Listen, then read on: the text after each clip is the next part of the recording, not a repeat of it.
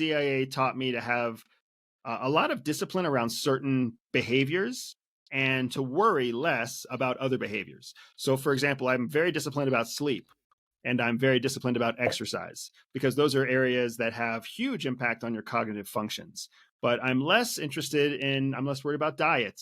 I'm less worried about social stress or social pressure. Those are areas that actually don't have as much of an impact on your cognitive functions or on your long-term physical health. So it's been great because CIA gave me a foundation that's been really useful in everyday life, as well as in corporate and business life, that most average people don't get. So they taught you how to sleep well, not how to eat well. Well, they told you that you must sleep well, but you Okay. don't necessarily have to eat well. That is so interesting. I think that's very controversial because there's so many like people talking about diet and like how to eat, but you're saying it's not that important. Correct. In a hierarchy of priorities, because here's the truth, CIA prioritizes everything Yeah. because there are certain operations, certain missions, certain countries, certain threats that are a clear and present danger. And then there are others that are a long-term simmering or strategic danger. So when you have to dedicate money and time and lives right now, you're going to assign those to the highest priority threats. And then the lower priority threats you'll deal with a different day. That's how terrible things happen, but that's also how wonderful things happen. 9/11 happened because we deprioritized terrorism at a time when it shouldn't have been deprioritized. CIA prioritizes everything. So there are different threats that are clear and present, and then there are some threats that are more long-term and strategic. And when you have limited time and money and people and resources like CIA does, you have to dedicate those resources to the top priority things, essentially the things that will make the most impact in the least amount of time. And they take that same model and they apply it to how we think, how we train, how we take care of our bodies, our mental health, our physical health. And one of those things that has a huge impact immediately is sleep. One of the things that has a less significant impact right away is diet. So if you can make your diet healthier, that's great, but you can't let yourself sacrifice sleep because sacrificing sleep reduces your ability to think, your ability to process, your ability to remember, your ability to engage and converse. All of those things are critical to the success of not only a spy, but a career professional, a spouse, a business owner. Like without the ability to remember a conversation and think and process critically, you're kind of lost and you feel lost in the water, which is what in part feeds people's caffeine addiction because they trust caffeine to make up for lost sleep, which is a falsehood. That's so interesting. Now I'm really curious. What does your sleep and everyday schedule look like? How do you organize, based on these priorities? Yeah.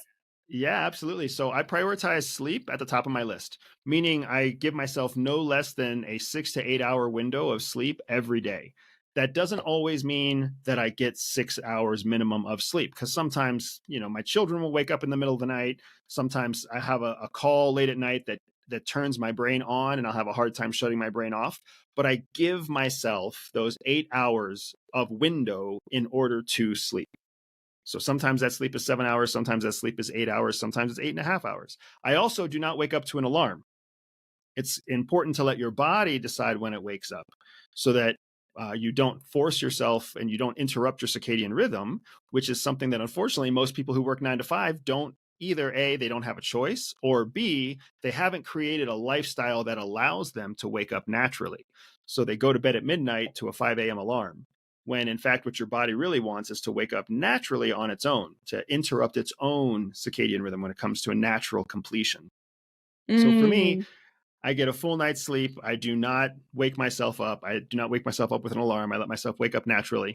And then the first thing I do is actually hydrate. Before I eat or drink anything, I drink water first. And I drink water first because water hydrates all of your internal systems. It hydrates your stomach. It immediately is processed by your intestines. It goes to your heart. It goes to your colon. It goes to your bladder. It goes to your brain. And all that hydration jumpstarts the body. But it takes about 15 minutes.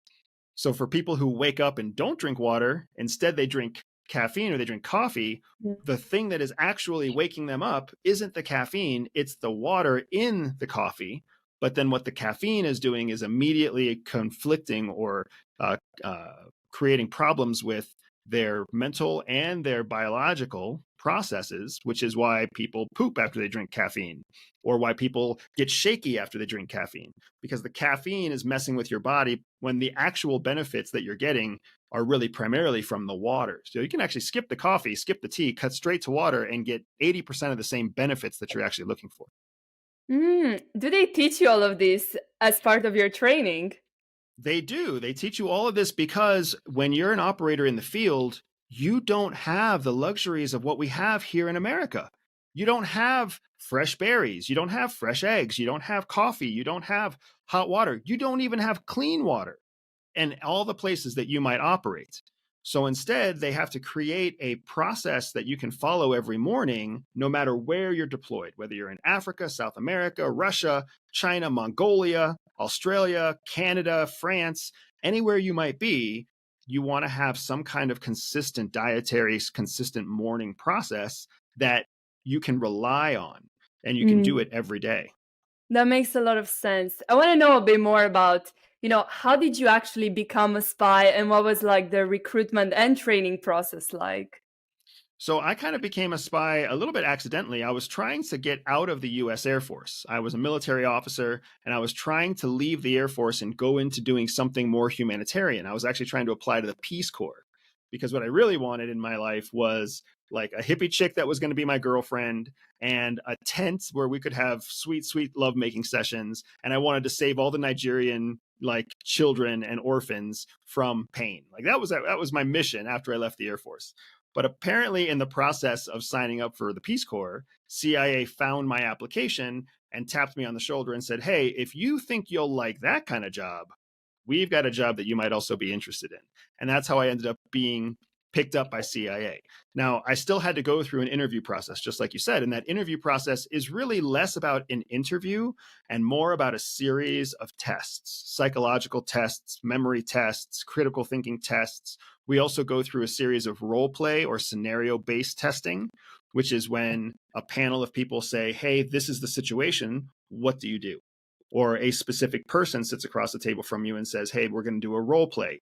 This is the situation. This is who I am. What are you going to do?" And we literally role play, act it out. And they'll assess your performance based on the role play, because what they're really looking for is your critical thinking, your decision under pressure. Do you comport yourself well under moments of hostility or moments of confusion or moments of high emotion, high stress? Mm. That's the process really to determine whether or not you ever truly get the interview. Only after they know that you've passed all the exams do you ever sit down with somebody who asks you, "What are you the most proud of?" And "What have you done in your career that you are impressed with?" And "What is your 10-year goal?" Nobody talks to you about those things until after they know that you're worth talking to. Mm. Are there certain things you're looking for in terms of like skills or talents or, I don't know, personality type? What I discovered about how CIA recruits, I didn't learn until later in my career.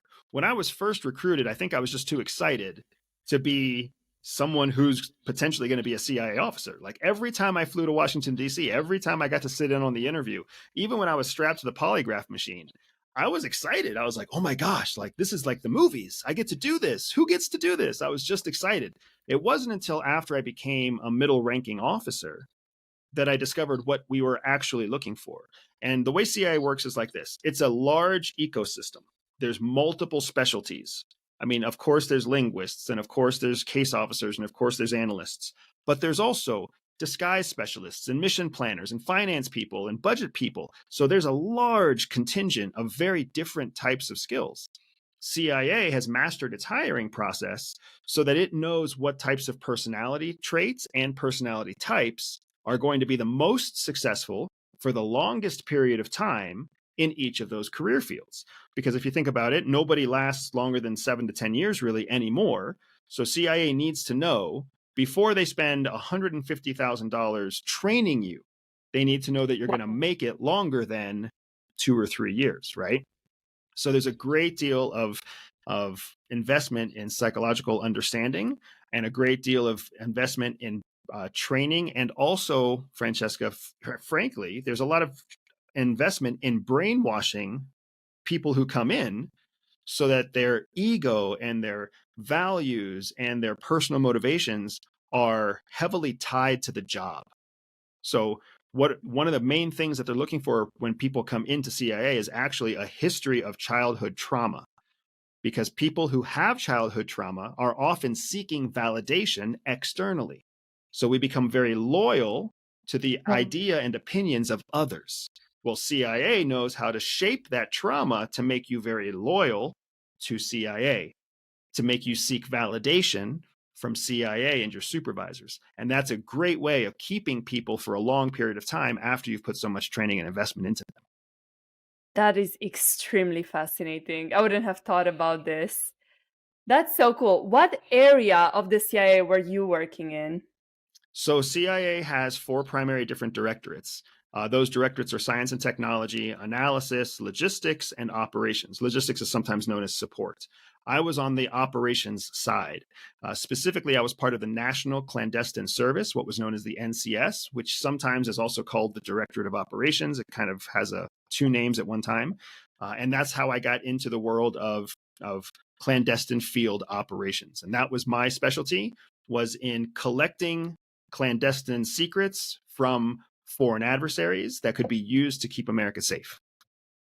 Wow. Do you have a favorite mission from all the missions that you went on? Maybe one where you had to wear a disguise or something like that? I actually do, but my most favorite mission is one I can't share because it's still classified. But I do have a story that I don't think many people know about, right?